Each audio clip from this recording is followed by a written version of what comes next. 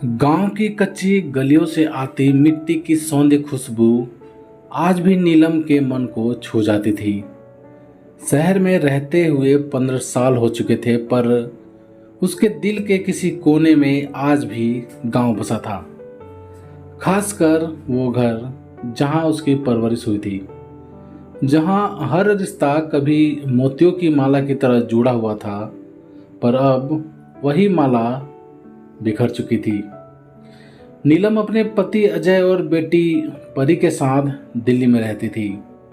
एक बड़ी multinational company में नौकरी करते हुए वो खुद को सफल मानती थी, लेकिन एक कोना ऐसा था जो अधूरा था, उसका मायका, उसका परिवार। पिछले 5 सालों से वो अपने मायके नहीं गई थी। कारण था रिश्तों की उलझन। सब कुछ तब बिगड़ा जब उसके पिता की मौत के बाद संपत्ति को लेकर भाइयों में झगड़ा शुरू हुआ, और इस झगड़े की चपेट में नीलम भी आ गई।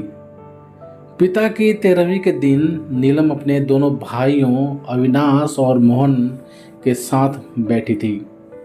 सभी गम में डूबे थे, लेकिन पिता की जमीन, पुश्तैनी घर और बैंक बैलेंस को लेकर बात शुरू होते होते बहस में बदल गई। दीदी, हम आपको भी हिस्सा देंगे, पर आप तो ससुराल की हो गई, यहाँ की जिम्मेदारी हम दोनों पर है, मोहन ने कहा था। तो क्या बेटी का कोई हक नहीं होता मायके पर? नीलम का स्वर भी कठोर हो गया। हक नहीं होता दीदी, अविनाश ने आंखों में कठोरता भरते हुए कहा। आपने तो पहले ही शादी कर ली, अब इस घर पर हम दोनों का अधिकार है। नीलम को जैसे किसी ने चाबुक मार दिया हो।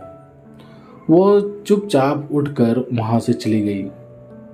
उसी दिन से उसने मायके आना बंद कर दिया।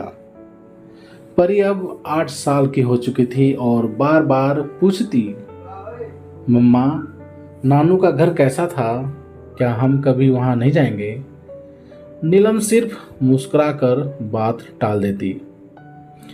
लेकिन इस बार माँ का फोन आया, नीलम, गांव आ जाओ, अविनाश बीमार है, अस्पताल में है, बहुत कमजोर हो गया है। मन के भीतर कोई दरवाजा धीरे धीरे खुला। शायद अब समय था पुराने जख्मों को सहलाने का। सालों बाद जब नीलम गांव पहुंची तो सब कुछ बदला हुआ था। घर पहले से जर्जर हो गया था। माँ की आंखों में बूढ़ापन उतर आया था। मोहन अब भी नीलम से नजरें नहीं मिला पा रहा था। अविनाश अस्पताल के बिस्तर पर पड़ा था, बेहद कमजोर। नीलम को देखते ही उसकी आंखें भर आई। दीदी, माफ कर देना, हम बहुत स्वार्थी हो गए थे, पर आज समझ आया कि पैसे से ज्यादा रिश्तों की अहमियत होती है। नीलम ने चुपचाप उसका हाथ पकड़ लिया, जबान खामोश, पर इन सबके बीच सबसे कीमती चीज वापस आई थी, रिश्तों की गर्माहट। उलझे हुए धागे फिर से सुलझ गए थे। रिश्ते कभी टूटते नहीं, बस उलझ जाते हैं। जरूरत होती है उन्हें सहजने की, समझने की और सबसे ज़्यादा एक मौका देने की। तो प्यारे दोस्तों, आप सबका इस बारे में क्या राय है? प्लीज़ कमेंट करके हमें ज़रूर बताना। यदि ये कहानी आप सभी को पसंद आई हो तो लाइक करना, शेयर करना, और चैनल पर नए हो तो प्लीज़ चैनल को सब्सक्राइब भी जरूर करना।